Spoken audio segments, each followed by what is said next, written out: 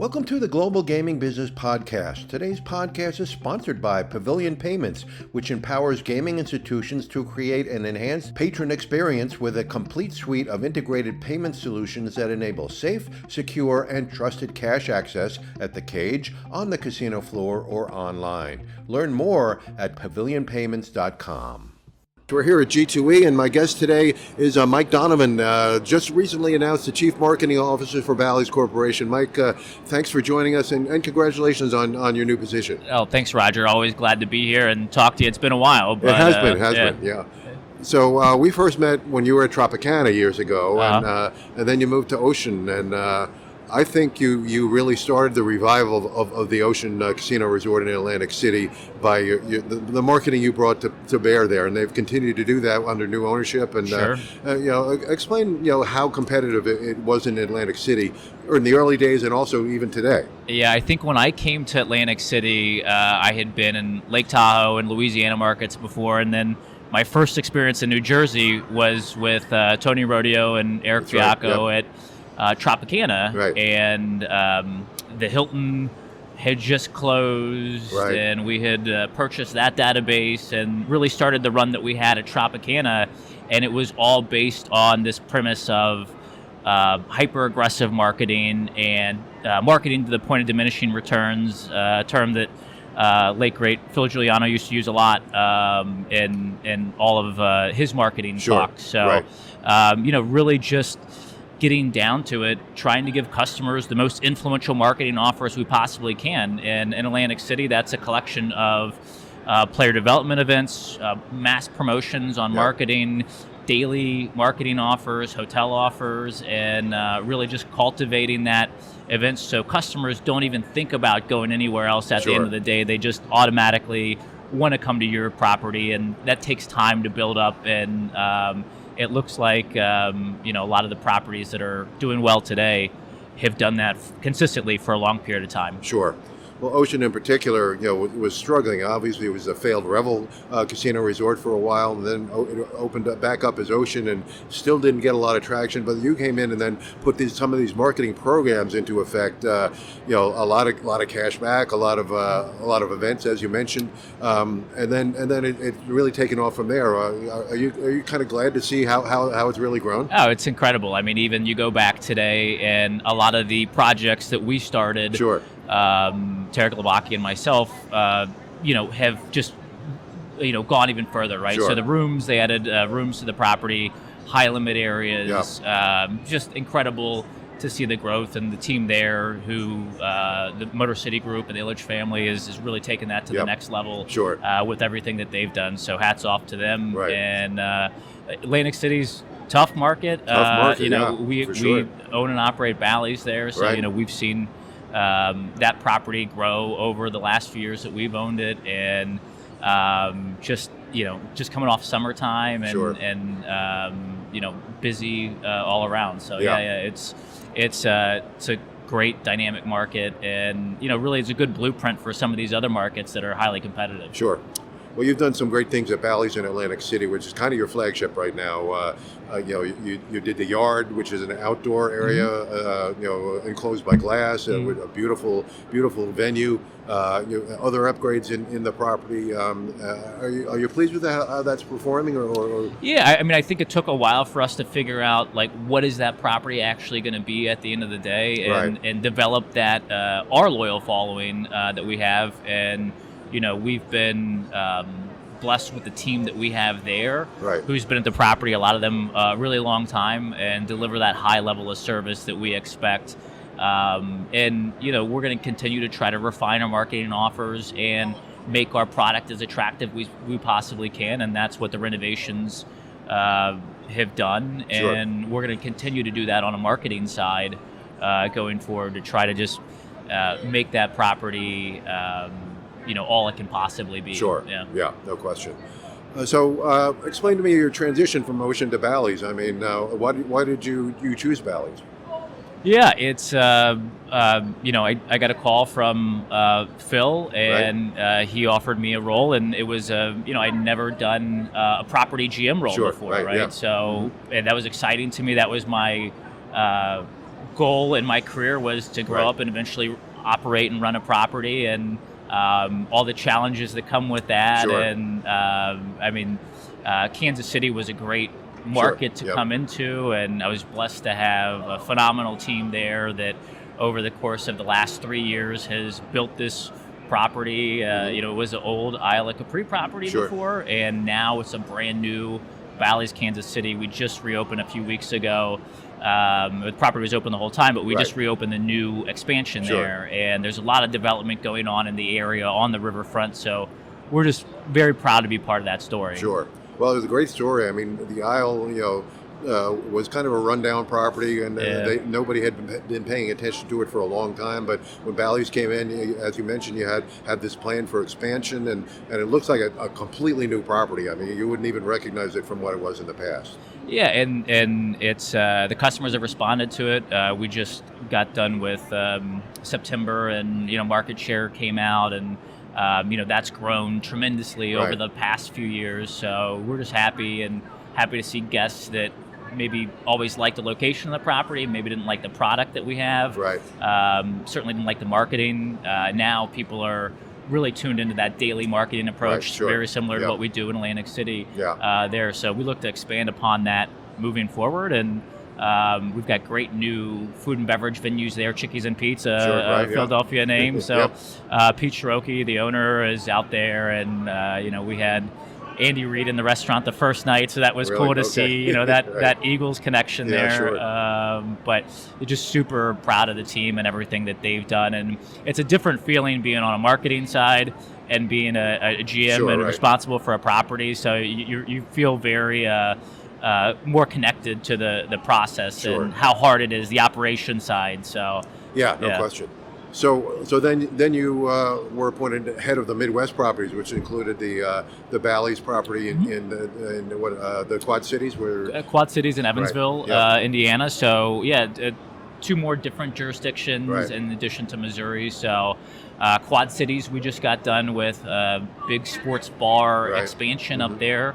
We're going to be opening our sports book, hopefully in the next few months up there. So it's a beautiful renovation to that property.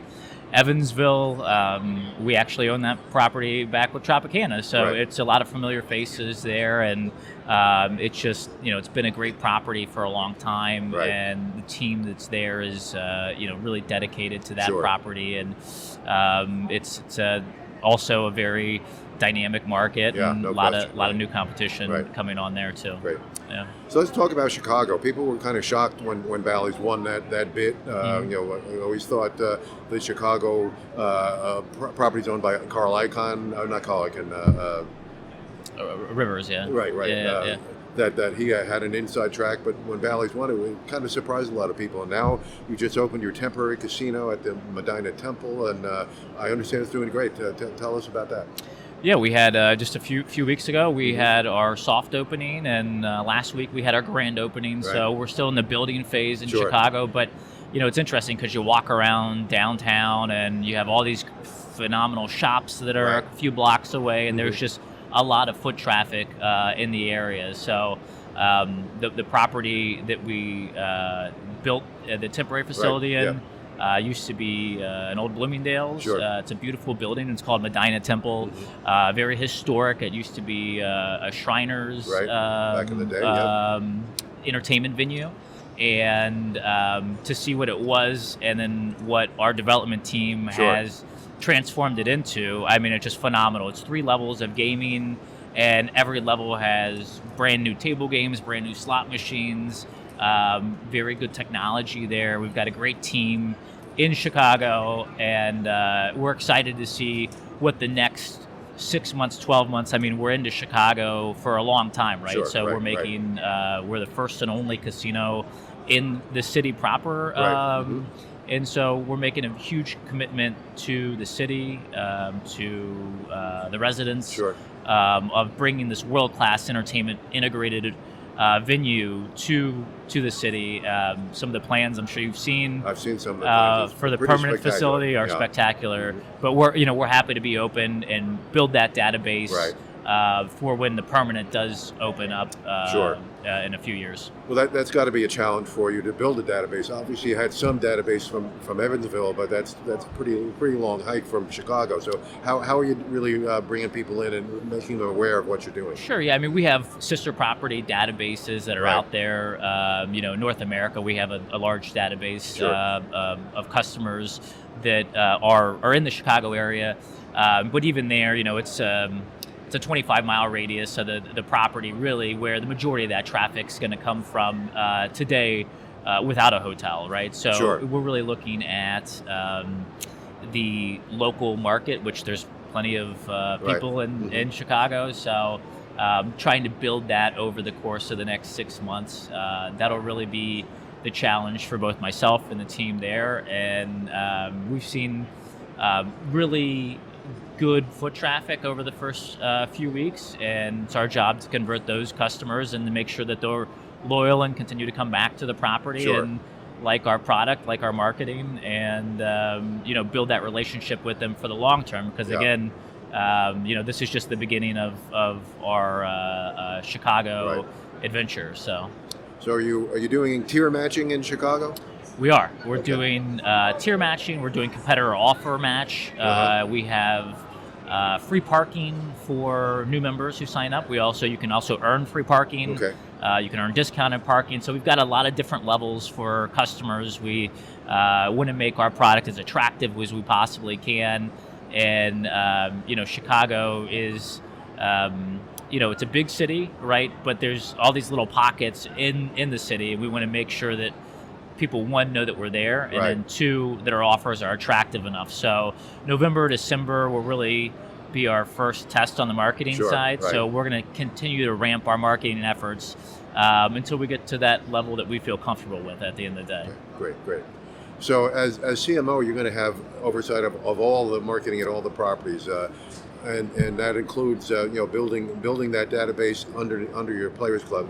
Give us your strategy on how that's going to happen. Yeah, we've got 15 properties in 10 states. Right. Every jurisdiction's different. Right. Myself, I think over the last 12 years, I've been in 8 different jurisdictions. Right. So moved around and seen what is different from a local casino to a regional casino to a destination casino, what customers want.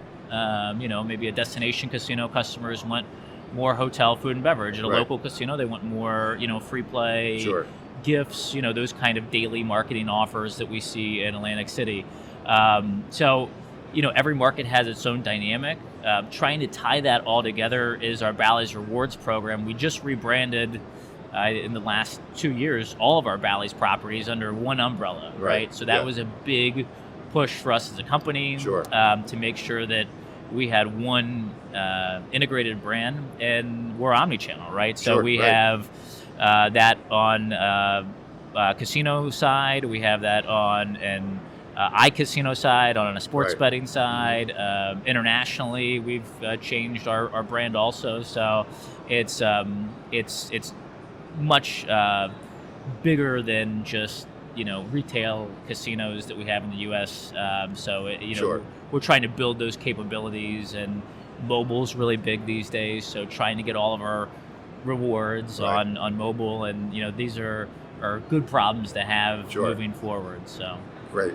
So one property you haven't rebranded is here in Las Vegas, Tropicana, and we know there's a lot of plans going on, and a lot of it is up in the air because of the baseball stadium that's attached to it.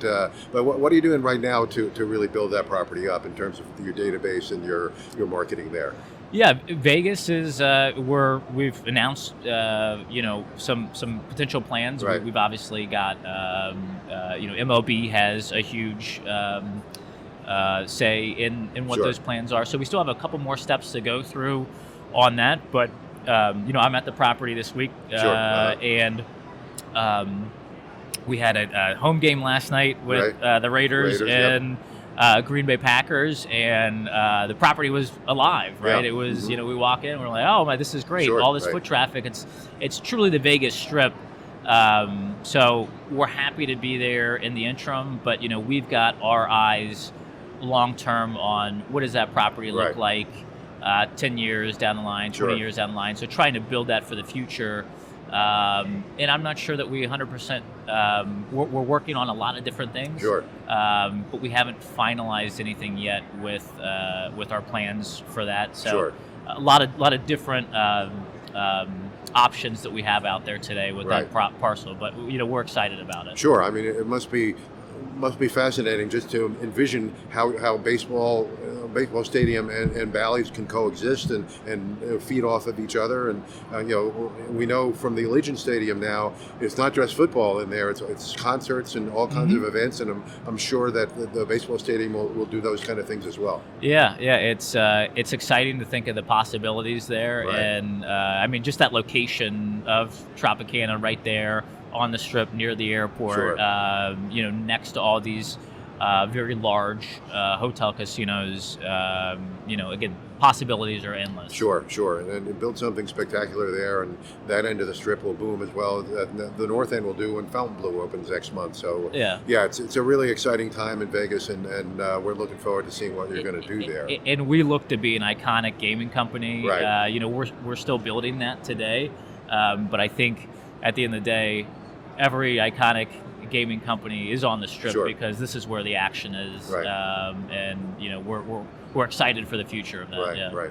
So last year we had your chairman Soo Kim here, and we spoke with him about his vision for the entire company. Mm-hmm. So how does the digital side of the business impact what you're doing?